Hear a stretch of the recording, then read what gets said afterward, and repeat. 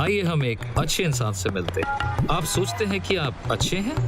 ये इंसान सच में अच्छा है।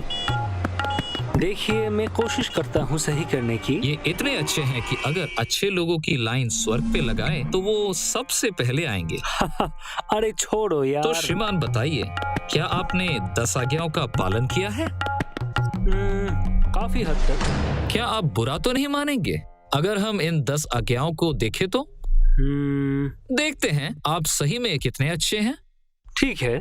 अच्छा, ये रहा पहला आज्ञा, आपको झूठ नहीं बोलना चाहिए। तो श्रीमान, क्या कभी आपने झूठ बोला है? हाँ, आज के जमाने में कौन झूठ नहीं बोलता है। तो जो झूठ बोलता है उसे आप क्या कहते हैं? झूठा। ठीक है, एक और आज्ञा देखते हैं, आपको चोरी नहीं करनी चाहिए। क्या आपने कभी कुछ चुराया है? नहीं। पर अभी आपने कहा कि आप झूठे हैं। हाँ ठीक है, मैंने कुछ मिठाइयाँ चुराई थी जब मैं छोटा था। और जो चोरी करते हैं आप उसे क्या बुलाते हैं?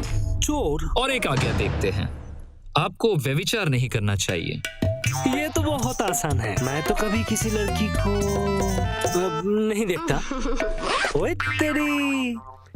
यीशु ने कहा कि अगर आप वासना की आंखों से किसी औरत को देखते हैं तो आपने पहले से ही अपने दिल में उसके साथ व्यभिचार कर चुके हैं। ठीक है। आप व्यर्थ में अपने प्रभु परमेश्वर का नाम नहीं ले सकते। क्या आपने कभी प्रभु का नाम अभिशाप देने के लिए इस्तेमाल किया है?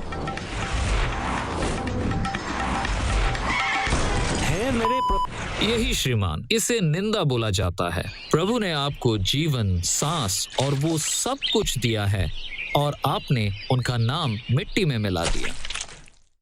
तो आपने स्वीकार किया कि आप एक झूठे, एक चोर, एक निंदा करने वाले और एक व्यभिचारी हैं। और ये 10 आज्ञाओं में सिर्फ 4 ही हैं। ठीक है, मैं सही नहीं हूँ। ठीक है, मगर वास्तव में ये उससे भी बुरा है।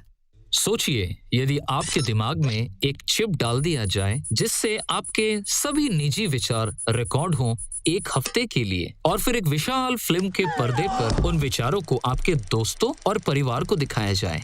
वो तो शर्मनाक होगा। मैं जानता हूँ। बाइबल कहता है कि प्रभु सब कुछ जानते हैं, यहाँ तक कि आपके दिल के गुप्त विचार भी।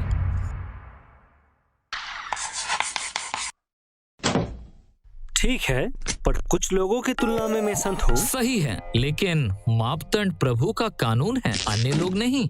यदि आप एक दिन में 5 पाप करते हैं तो 1 वर्ष में 1825 पाप कर चुके होंगे। और आप 70 साल जीवित रहे तो आपने 1,27,000 बार प्रभु का कानून तोड़ा है। और आपको न्याय के दिन हर एक पाप का जवाब देना होगा। और बाइबल का कहना है कि हम में से प्रत्येक को अपने गुनाहों का हिसाब देना होगा। लेकिन प्रभु मुझे माफ कर देंगे, सही है ना? चलो इसे अदालत में देखते हैं। अरे देखो, मैं जानता हूँ कि मैं कानून तोड़ता रहता हूँ। क्या तुम इसे अनदेखा नहीं कर सकते? केवल एक भ्रष्ट जज ही यह कर सकता है।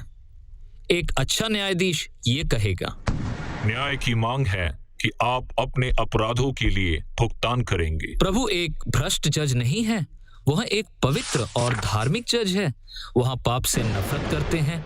यीशु ने चेतावनी दी है कि फैसले के दिन में जो भी प्रभु के खिलाफ पाप करेगा वह उचित रूप में एक भयानक नरक नामक जगह में पाया जाएगा। उसे अनंत काल तक कोई नहीं बचा सकता है। तो फिर कोई स्वर्ग में कैसे जा सकता है? सिर्फ एक ही रास्ता है।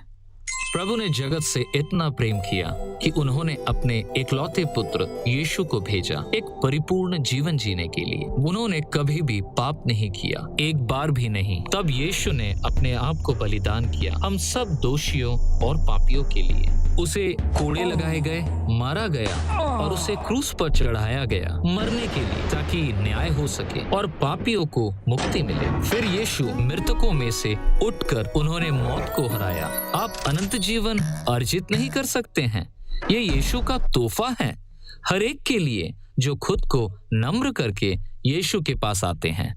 वो आपको माफ कर देंगे और आपके पापों को धो देंगे। आपको एक नया दिल देंगे नई इच्छाओं के साथ। बाइबल कहती है कि यदि कोई मनुष्य मसीह में है वह एक नई सृष्टि है। तो खुद के लिए जीना बंद करें, अपने पापों से मुड़ जाइए और यीशु के पास आए। फिर अपना बाइबल पढ़िए और उसका पालन कीजिए। एक अच्छा चर्च को ढूंढिए जो आपको बढ़ने में सहायता करे। फिर पूरे हृदय से अन्य लोगों को ये अच्छी खबर बताइए।